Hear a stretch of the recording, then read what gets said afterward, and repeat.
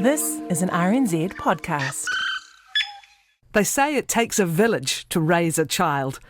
I'm Catherine Ryan, and here we draw on my conversations with experts on 9 to Noon to help you navigate family life. Well, now, tips for raising independent children. Our guest is educator, commentator and chief executive of Spectrum Education, Karen Boyes, who says the job is to ensure that kids can parent themselves by age 18 and that one day the child leaves home. If an adult child is living at home, she advocates a contract setting out the house rules.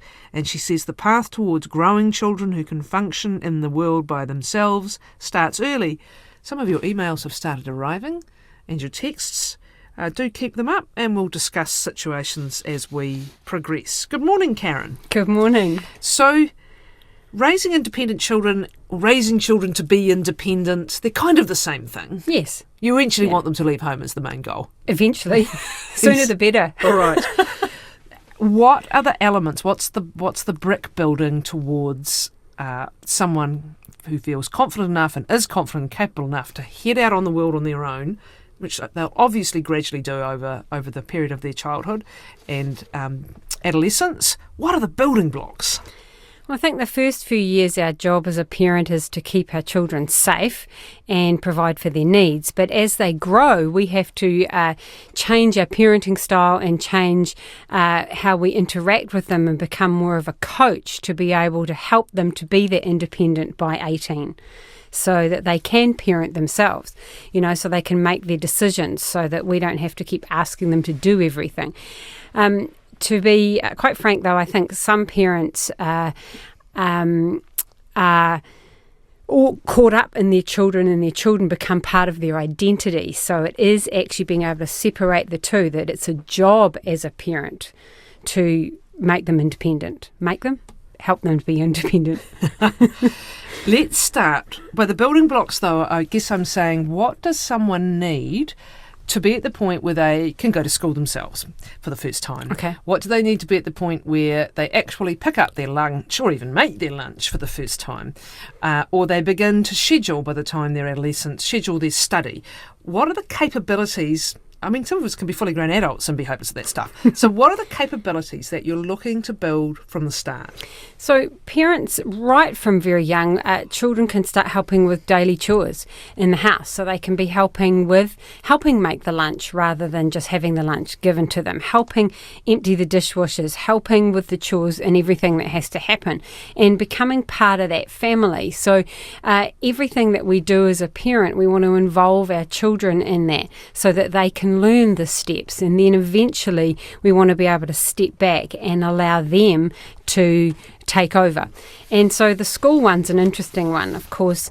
Carrying the school bag, that's the one that drives me crazy. You see 8, 9, 10-year-old children whose parents are still carrying the school bag, and it's like they can carry a school bag at 5, they can carry a school bag at 2 actually.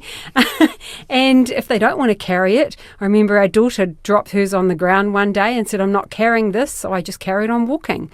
And she realised that I wasn't going to pick it up.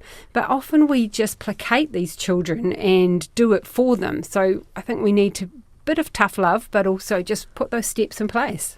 And some of the things that can sneak in that lead to that is just busy lives, and I don't have time to stand here for the 4th time to ask you to go and find your own kit for this morning, so I'm just going to go and get it myself. And some of that's understandable, but you're setting yourself up if you don't, at least some of the time, set aside and focus, you're going to do it. Even if I ask 5 times, Yes. You're going to do it today. So it's a balancing act, isn't it, between convenience but understanding if there's too much convenience, they're not learning what they need to learn. Yeah, so we are in a very busy world. And I met a parent the other day who had just taken her child to preschool, and she was running late because the child wouldn't put his clothes on. And I said, I've taken my children to school in their pyjamas. But we live in this world where we don't want people to judge us, and we don't want people... I know, well, someone would probably call the authorities on you, Karen. There's a slight risk of that. that, but I take the point. Yes. Yeah, it's like, well, if you want to wear your pyjamas, wear your pyjamas. And I'm not going to get into this fight, but they only do it once, and then they realise, that was a bit silly, and so they get ready. I'm really big with my children. If I say we're leaving at 6 o'clock, we leave at 6 o'clock. And I have actually driven, well, that's not school, obviously, 8:30 for school run or whatever it is. I've actually left on time without them. I just left stranded, and I'm like, well, I went. And I come back later and they go, but they're in tears. And I'm like, well, I said I was leaving at that time. That's what I meant. So you only have to do that once. What age would you do that? It's a bit mean if they're two, let's face it. Yeah, no, what age would you do that? 8, 9, 10, yes, when they're getting a little older. By the time they've got a big enough brain and they're aware enough of the world and they know how the world works. Yes. Okay. The job's an interesting one. But when I'm asking for capabilities, obviously there's the practical, this is how you do this instruction following, but there's also the sense of self, isn't there? Correct. There's the sense of yourself as a capable person. And is that something that, again, if you keep doing everything for them, doesn't develop? Correct. I think language is really important in this. So being able to say to children, thank you for helping me, so those thank yous. But also, I remember being told very early in my parenting journey that tell my children how responsible they were or how capable they were. So I remember saying to them, I love how responsible you are emptying the dishwasher. I love the way you're responsible for this. And I remember when our daughter was 2 and she's setting the table for dinner, and these little eyes peek over the table and she says, Mum, am I being sponsible? And I went, oh, you're so responsible setting the table. And so that gives them that sense of self. It gives them a reward for Yes. being capable, which is, strangely enough, a very important human need. The Correct. completion of a task gives us a nice little dopamine hit. Chris. When we go around and go, I've done the washing, and there's a sense you can tick a box and tick something off, and it builds up a sense of capability. Correct. And you're starting to do that appropriately for your kids. All right, so Absolutely. what are some of the age-appropriate jobs? Let's stay with the youngies. 2, your daughter was climbing up on a step ladder to set the table. Not quite. What are some of the jobs at different ages that also grade 8 in the sense that they're acknowledging that you're older now and the responsibility can step up? Yes. So when they're really little, they can make their bed, but it's not going to be to the standard that you might make it. So you've got to lower your standards a little for the little ones and just acknowledge that they're helping and that they've done a good job. They can help move the clothes or, sort the clothes for the laundry. They can do things like dusting and unpack the dishwasher, and maybe you just want to get them to do the things that aren't going to break, the cutlery and the plastics. Although I absolutely love what Stephen Covey once said when his child dropped a glass on the floor and it smashed, and the child burst into tears, and he said, stop. You are more important than the glass. And what I've noticed with, even when my children were very young, if I trusted them to unpack the dishwasher and the things that could break, they didn't break. And how often have you busted a glass in the dishwasher? Exactly. I have. It happens. Absolutely. And actually, that's an important point. Part of learning to be competent and confident doing something is dealing with making a mistake and Correct. having a consequence to deal Yes. with. Sorry, Mum. I'll try not to do that again. Correct. That's part of building the competency. Yes, and being able to apologise. I remember being in a motel where my son broke a cup, and so we practised, because he needed to practice, to go and tell the owner that he'd broken the cup and say sorry. And he was mortified, but That actually comes to a really important point we'll get to with older kids, which is the ability to own up to a mistake, or I've, done damage to the carpet in my student accommodation. correct. That ability to front people and explain things is what they often are most keen to defer to you. Can you please ring the person and say I did this? So learning to deal with the broken glass in the dishwasher when they're younger is actually a really important step along accepting responsibility and fronting up. Correct. And one of the things I did was, as I said, we practiced. So he and I role played what we were going to say. And so he'd said it several times. So it still wasn't comfortable. It still wasn't nice. But we can't expect them to know how to do that. So practicing and making it feel a little easier for them, or just giving them the words. coming through with the age-appropriate jobs, at what point do you start to get more adult and see a reward for what they're doing? And this divides people sometimes. Sometimes it's part of your family, you contribute. But equally, we're going to talk a little bit later about the contract and the idea that your labour might have some kind of return for it, or that you ultimately might play board. Which puts things in a different situation as well. So do you recommend as they get older that you either pay them for tasks or get them some jobs outside of the home where they begin to see the exchange of effort for a reward? So this was something I thought long and hard for my own children and my family, and we actually decided that we would give them pocket money from 8 years old, and they would get the age in money, but that money had to be split. So this is a whole nother conversation, but it had to be split 4 ways. They had to save some to make wealth, they had to have a savings account, they had to give some away, and they had some to spend. So this was financial training. Financial training. Which is sort of a different motivation. Correct. In some ways. So that was very young, at 8 years old, and that money was for helping around the house. So one of the conversations, again, the language we used was we'd often talk about that we work interdependently in this house, we help each other, we're a team. So we've talked about that a lot. So yes, you get the money, but we all work together, and that's what it's for. So they weren't being paid for specific jobs, but they were being paid for being a contributing member of the household. So at 8, that's what we did, and then each year that money goes up $1. But they also have to do more chores every year. So we would do things like age 11, they would get a recipe book for their birthday, and so that meant you have to cook once a week. And so the quid pro quo. Yeah, and so it's just stepping up those jobs and their responsibility. The interesting thing is that by doing that, you also want to be in a situation where you've had your chores, and this is where we're going to get to written contracts in a moment, because that's interesting as well.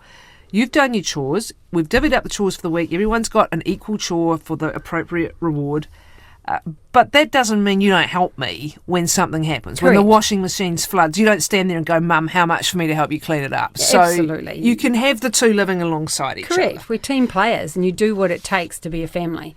So yes. Let's get to the contract. And is this more when you've got a university student perhaps, or a student who's starting work, living at home, and this is when you're getting into, are you going to charge them board or not? Are you going to, even if you don't charge them board, are you going to require a more adult contribution, and how? Why do you recommend having an actual written contract? Well, again, that contract actually provides the context or the boundaries for that child. So my husband always told our children that we'd change the locks when they turned 18, that they were to leave home. And the average age right now for staying at home is leaving home is 27, which we're like, really? We're done. We haven't even got to when they leave home and then come back again. Oh, no, we haven't got to that yet. No, anyway, carry on. So we wanted, so that was always the joke in the house. But when our son turned 18, he had a job, and he chose not to go to university yet. He's chosen to, find himself, do whatever he needs to earn some money, go out in the world. And we said, okay, well then now you need to contribute back to this household. And so if he was flatting, he would still have to do that. So it's about teaching them the rules and of being an adult, really. And so this is the parenting managing themselves. Their income. Yes, managing their income, which is it's lovely to have the income for the first time, but here's the order in which you spend it. Correct. And it's not straight to the clothes shop, straight to the digital shop, and straight to the pub or Correct. whatever. Yes. So it's not so much about getting the money, it's about teaching them the order in which you have to be responsible for how it's spent. Correct. So the contract that we wrote has room and board charges. So it talks about you getting a discounted rate because you're in our house of X amount of dollars, but if you don't abide by our rules and regulations, this will be the amount, which is twice as much. So, which would be probably It's a win-win, Karen. I know. It's totally win-win. I call it profiting off your children. Yeah. But shamelessly. Yeah. And actually, shame is something we should return to, but carry on. It's teaching them how life works. Yeah. That they must do the cooking and the laundry and their jobs. So we list what jobs they need to be able to do. We talk about in the contract it has the guests and what the quiet hours are of the house. So that hours are from 11 p.m. to 7 a.m. So that unless otherwise arranged, I love it. Yes, unless otherwise arranged. No overnight guests without prior arrangement. Yes. We just thought that was needed. We need to know if someone's coming to stay and who that might be. And okay with that, but we just need to know. So we've also got a piece in here that says they will have a job while living in this household and they'll do everything in their power to keep that job. But if they happen to lose it, and I loved this piece when we wrote this, they've got 2 weeks to find employment. Their number one job, if they haven't got a job, is to find a job. 8 hours a day. That's your job, to find a job. And if you don't have one, then you'd have to do far more chores and run the entire household because it's an 8-hour job, right? So it's teaching them that. We have a clause in there about if they have a vehicle, what they do with their cell phone, how they will respect the family members. Our family have a holiday fund, so instead once you're 18 you don't get birthday or Christmas presents. We put money into a fund, so that is part of the contract. And then family meetings. You see, all this is not about you profiting from your children. No. All this is about them practicing exactly what life's going to look like when they move out of home. Correct. Okay. Did you have any pushback? No. I've got one email so far. I'm unsure if I'm overstepping my role as a parent to my 18-year-old daughter. Our daughter is doing a course, and recently she's gone from not just partying it up at the weekend, but over the last month or so has been hanging out with her mates during the week as well, not coming home till 12:30 or 2 in the morning. And when she gets home, it's another hour on her laptop. I've tried to talk constructively about the need for a good night's rest in order to do a good day's study and work to no avail. I'm sick of her. Am I going to read this out? I am. I'm sick of watching her drag her perfectly pert ass around the house in the morning and not going until she's due to be at her course 5 to 10 minutes before it starts in town. We've made a rule Sunday through Wednesday where we have said she's got to be home by 11. She's not complied, so I've taken her car off her. So there has been some action here. We bought the car, by the way. Her excuse last night was that she was taking a drunk friend home and then made sure she was settled and safe. This excuse has been used before. She seems to have a lot of drunk friends. Anyway, now I am the devil reborn. It is the only rule I've set. It's the only rule I want to adhere to. Am I being unreasonable? No, you're not being unreasonable. It's your house. So it's your house, it's your rules. Unfortunately, you may have left it a little late. So that's part of the challenge when you're starting to put the rules in now rather than earlier. So, for instance, we've always said to our children, we'll trust you until we can't.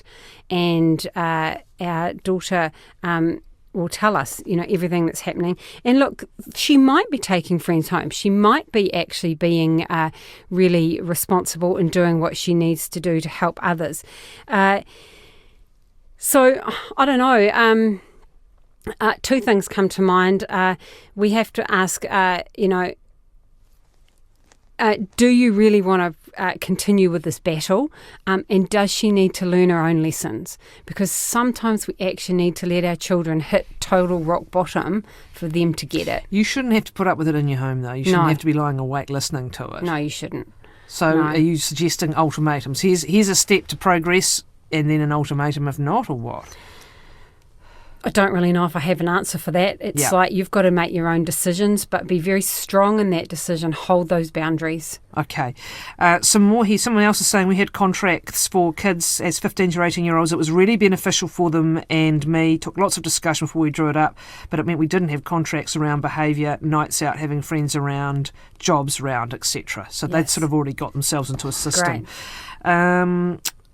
We have 4 children, one of whom is now 18, just flat out refuses to do basic chores. Her siblings have all done chores without much trouble. She's not the youngest, despite expectations. It's just a personality thing sometimes. Can be. What do you do, though, at 18? Do you just start to withdraw rights? I mean, who's paying for the Wi-Fi in the house? Correct, yeah. You know? If they're not paying for anything, then you can cut off individual bits of the house now from Wi-Fi, can't Absolutely.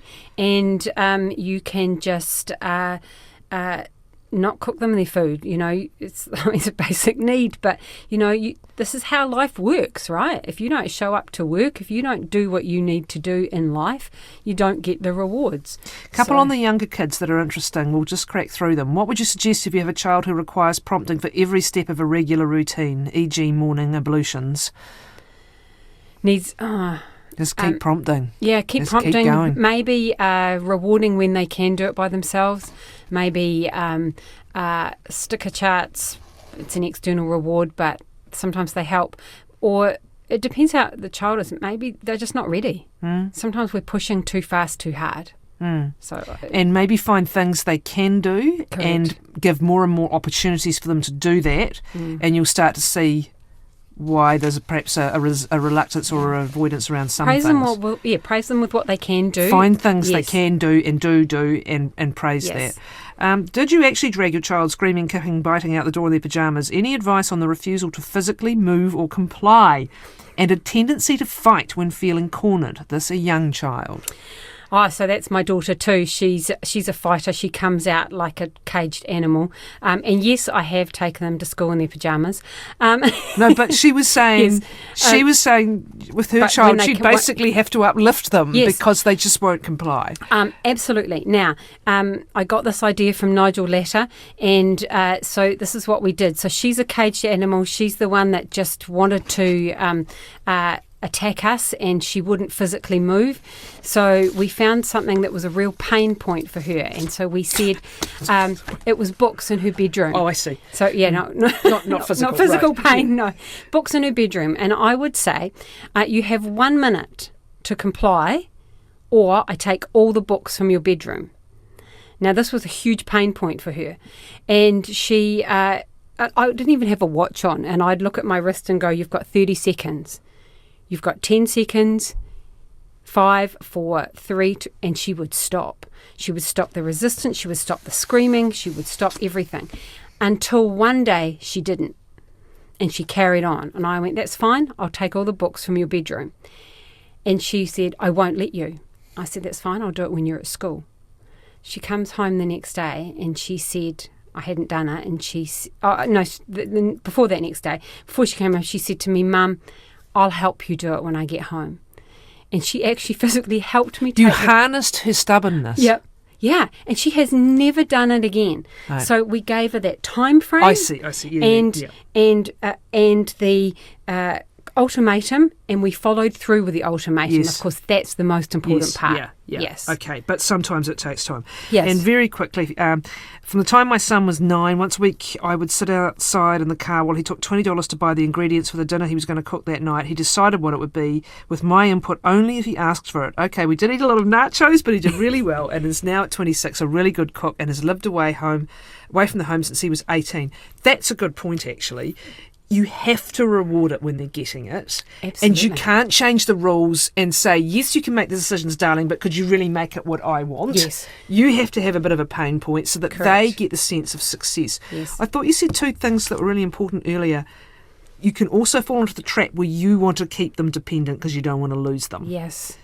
And another point, yes, you want them to parent from a young age, but we're also getting the message their brains aren't fully developed till they're 24, 25. There's parenting in a practical sense, and then there's parenting in the nurturing, guidance, mentoring sense, and that's where you want to get to. Absolutely. After 18, rather than tying their shoelaces up. Yes, correct. You want them to be as independent as they can, but you're still not back. You still need to be their coach. You still need to be there to advise them. Look, I still call my parents for advice. I'm 50. Thank you, Karen Boys.